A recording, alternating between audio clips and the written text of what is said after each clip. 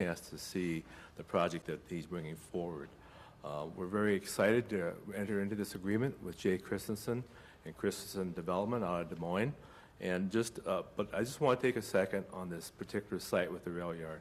And I want to talk to you just briefly about why downtowns are important and why they are important to the cities. And so, first of all, a healthy downtown really is a sign of a healthy city. And it's how we take care of our core. It talks a lot about how we take care of our entire city.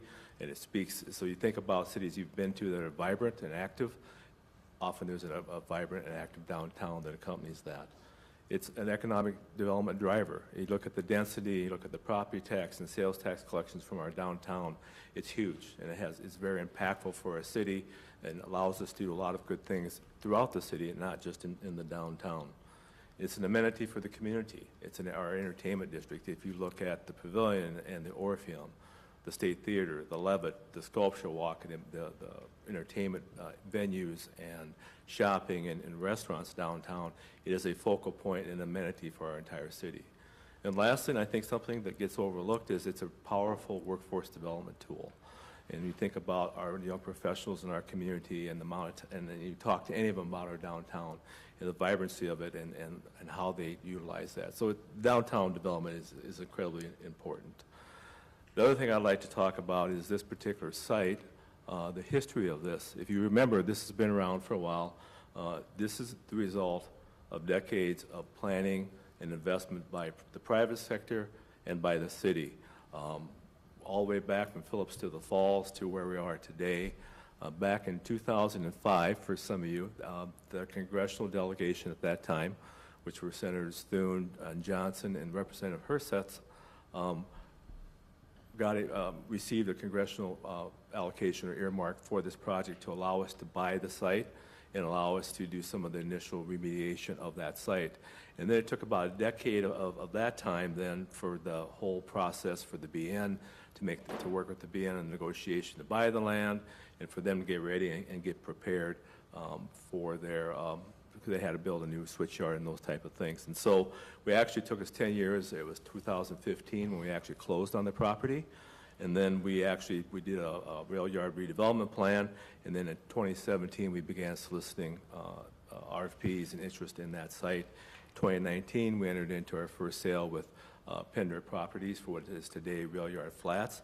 And then 2 years later, in 2021, we also entered in with Pender for what is now under construction as Sharapa Place and the associated development around that. So here it is 3 years later, and we're pleased to introduce you Jay Christensen with Christensen Development out of Des Moines, and he will share with you some renderings and more information about himself and the project. So Jake. Thanks, Jeff. Morning, everyone. Thanks for the opportunity to be here today. I appreciate it. I've been so impressed with Sioux Falls and the city as a whole, but specifically the members of the city council and city staff who've been instrumental in getting to where we are today. So you see him on the street, give him credit, and Councilman Sales is in the room, has been a huge part of it. So with that, I'm going to tell you a little bit about the project. But before I go into any detail about it, I thought maybe I'd tell you a little bit about Christensen Development and why we are interested in downtowns. I've been a real estate developer for 21 years, and in that time, almost every project that I've completed has been in a downtown environment. Downtown Des Moines being the most notable, and the majority of our projects are in downtown Des Moines. But we've also worked in downtown Omaha, as well as Iowa City. This particular site is very much in line with the projects that we've taken on in Des Moines. And as Jeff mentioned, this is a former rail yard. The redevelopment of land or redevelopment of buildings is about 98% of the work that my firm has completed. This particular site is interesting in large part because of the location is so similar to what we call the East Village in Des Moines. The East Bank of Sioux Falls is almost identical in nature to what the East Village in Des Moines was about 10 years ago. And so for me, it's a real unique opportunity to take what we've learned in the East Village of Des Moines and apply that to this site here in Sioux Falls. If you've been to Des Moines, a couple of projects that you might recognize, they seem to be the must stops are Zombie Burger as well as the Iowa Tap Room. are two examples of projects that we've completed in Des Moines. I get asked all the time, why Sioux Falls? And I mentioned a little bit about the impact that the City Council and Economic Development staff have had on our desire to be here. I also would be remiss if I did not acknowledge ISG, and specifically Steve Watson and his efforts to essentially recruit us to come up and take a look. We've worked with ISG in Des Moines on a number of projects, and so when they asked us to come and take a look a few years back, it was a pretty easy yes, but it was also easy to see why they wanted us to come and take a look. So they've been a great partner, and we also are partnering with Journey Construction for the actual construction of this project, and recently engaged Bender Commercial to assist us with the commercial leasing as well. So with that, I'll move into the project itself. What you see in this image is what we will complete over the next 5 years. The building on the right of the image, right on 8th Street, will be a mixed-use building. The first floor will be retail. We've had a number of conversations with Jeff Slurslick and Ann at Pendar Properties, and we want our development to be cohesive with what they've successfully accomplished across the street. And so credit to Jeff and Ann for the hours and significant number of hours that the two of them have dedicated to engage with me, help me get up to speed, and then be a good partner. So I'm not sure I've ever had a more warm welcome from what you could call a competitor.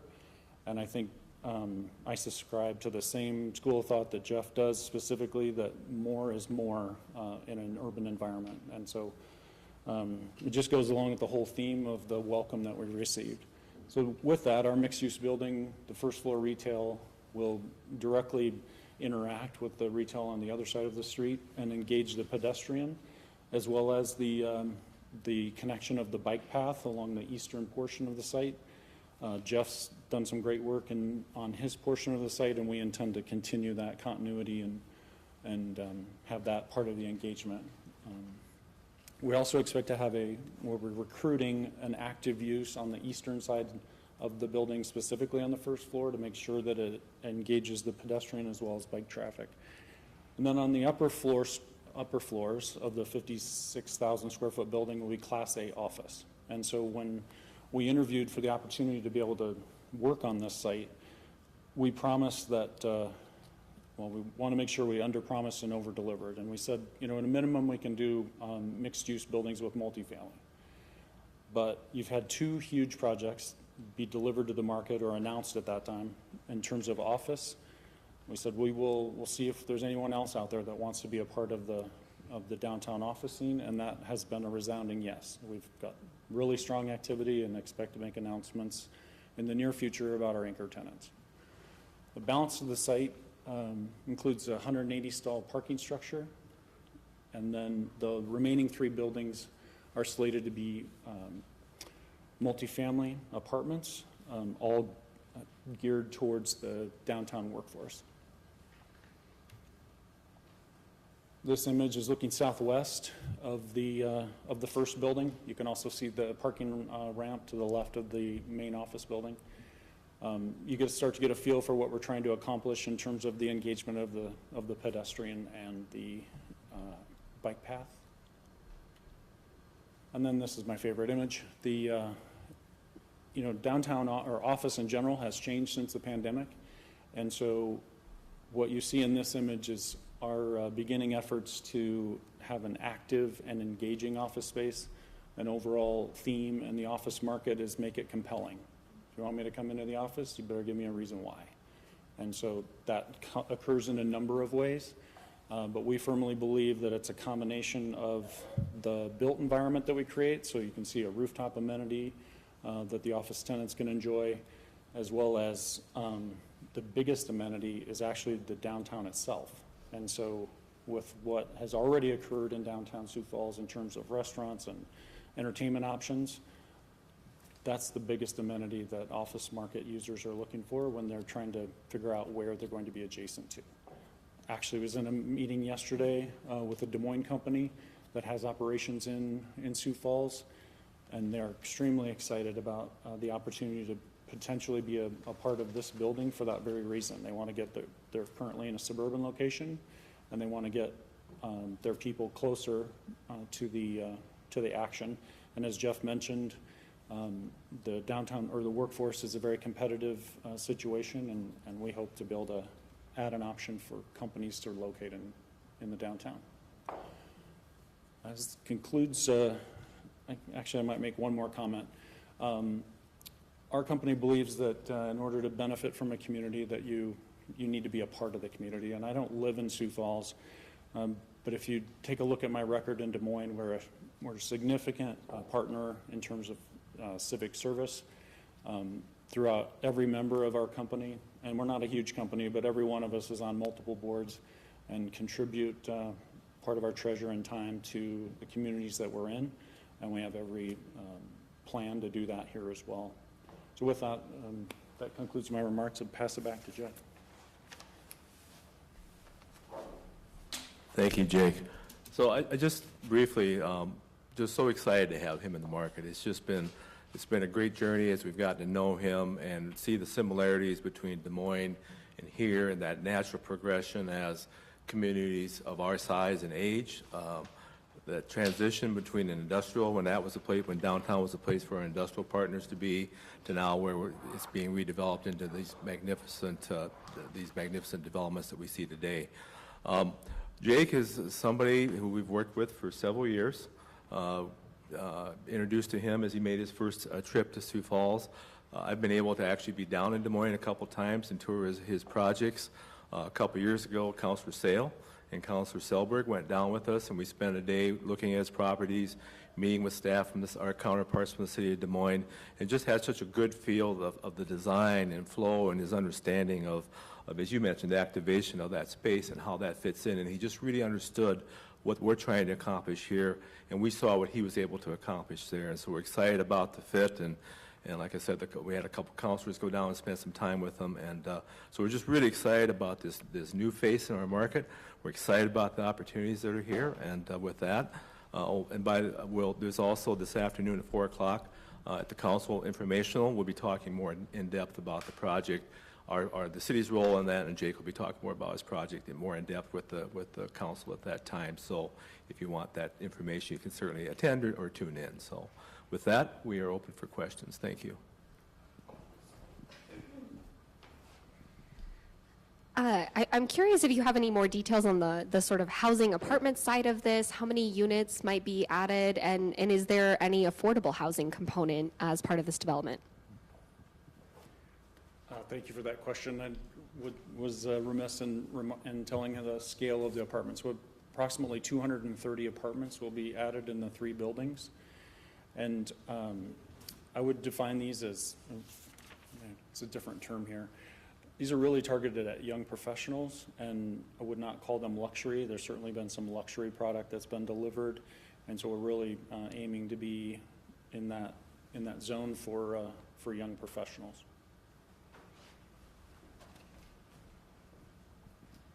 There is a lot of development downtown. Is there a need for more of this?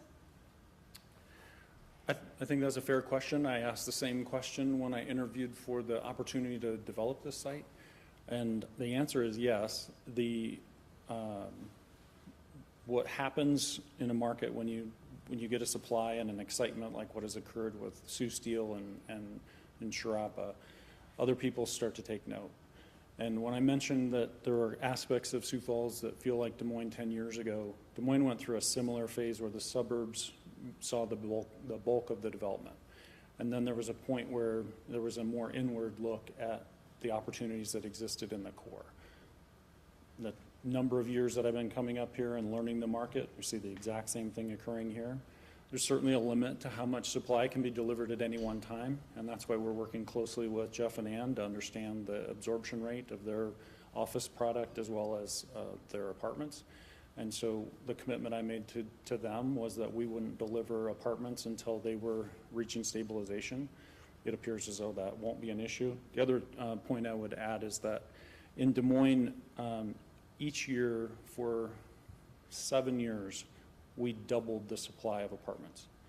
And with that increased supply, the demand actually followed suit. And it reached a point, all of the developers were like, this is an unlimited pool. We did reach a point where we finally found what the actual absorption rate was for downtown Des Moines, and I believe that will occur here, but it hasn't yet.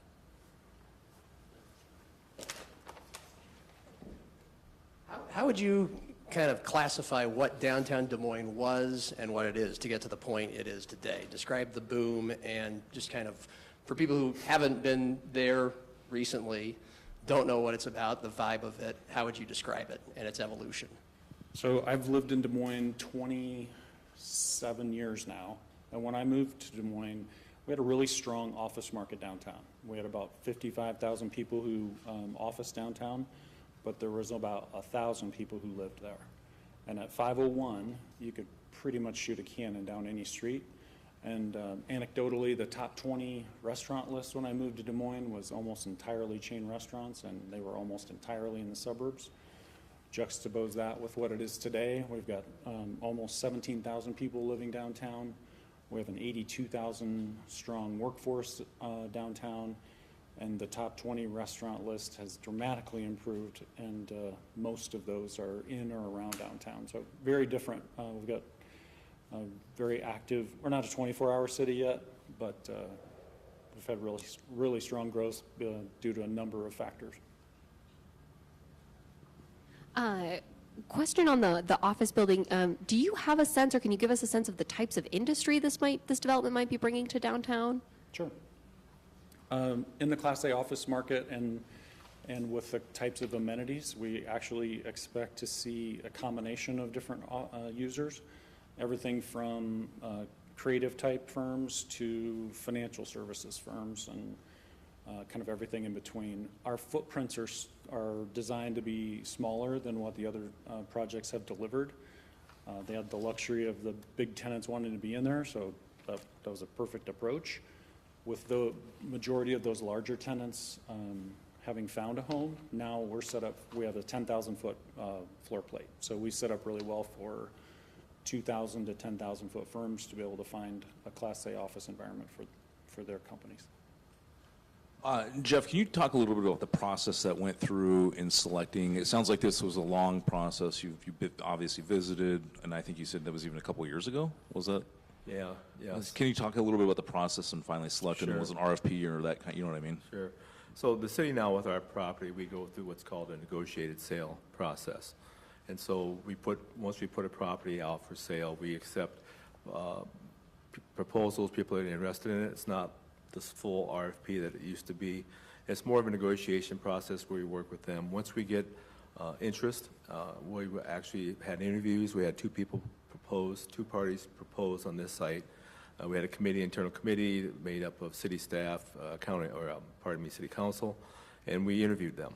And we chose Jake above those because of the density, the amount of investment, the scale and scope of the project. And then we entered into this period of unprecedented activity going on with the two large projects. We went into this whole time of interest and material costs, and so it probably took a little longer, but I think it's a much more thoughtful process. It allowed us to work with Jake along the way to get a product that fits the best, and the timing is the best. So it was a little longer probably than normal. Some of that was just the circumstances of what was going on around us between existing growing development and the market environment. Another one for you, Jeff. What other types of uses were considered for this land besides office, development, retail, restaurants, or was there? Yeah, thanks, John. Thanks for that question. So when we look at our downtown developments, we're always looking at the activation of the space and how it plays with the rest of it. So we always are looking for that mixed use on the first floor. Often that's, again, a restaurant, it's coffee shop, those type of things that activate the use that people will travel to and it'll be walkable for them. And then along with that comes office space, which is the next natural, and residential. So pretty much any project that we were looking at or anything that we encourage downtown, if you look at the past projects we've done, that's the recipe. It's mixed use, office, and residential, and then that combination changes based on the project, the size of it, the location, those type of things. But that recipe remains the same on all of our projects. So no other types of developments, like a park or anything like that? This was going to be this type of thing all the way? Yeah, so in downtowns, we really try to maximize that investment, and the cost of developing downtown is so much higher than anywhere else. Some of it's our ground and the bedrock, and some of it is just the constrained spaces you have to build in. And so because of that, we want to maximize, we want to go up in height, and we want to utilize that space in an efficient way. And so dog parks, and certainly we want green space and amenities, but for example, surface parking lots, not the best use. If you look at any planning philosophy, not the best use of that space. Same thing here. Are there any like tax increment financing or any other like sort of incentives that the city has talked about in conjunction with this development? Yes, there'll be a full package that we'll be talking about, and we'll have more detail on that at the incentive, or pardon me, at the informational meeting this afternoon. Any other questions? Kelly? Is the city investing any money in this project? So it'll be a land sale of the site, and then we'll be working with Jake on an incentive package to include the TIF to it. But as far as us actually putting money into it, the money we put into it was with acquisition and what we've done to prepare the land. If you go way back, there was utilities that had to be moved. There was environmental work that we've done. That was all part of that earmark money back in 2015 when we closed on the land. So we've had that investment in that to prepare the land to where it is today. I have another one for Jay. With regards to it, it's clear that the office space, the apartments targeted at young professionals. So when it comes to potential restaurants and/or retail, is that also? And you mentioned Zombie Burger in downtown Des Moines. So what kinds of considerations or thoughts have gone into the type of restaurants we might be seeing in this area? I think that we haven't picked any one particular type of restaurant, but I think that if you look at most of our developments, we work really hard on recruiting the quality of operator. That's usually the first thing that we're looking for.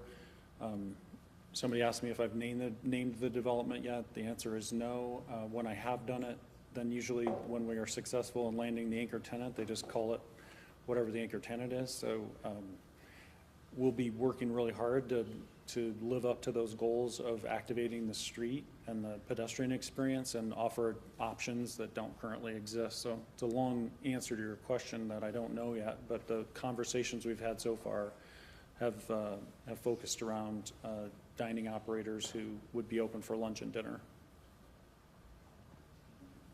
I just wanted to confirm where exactly this is. Is it on the south side of 8th Street? Yes, And how many acres?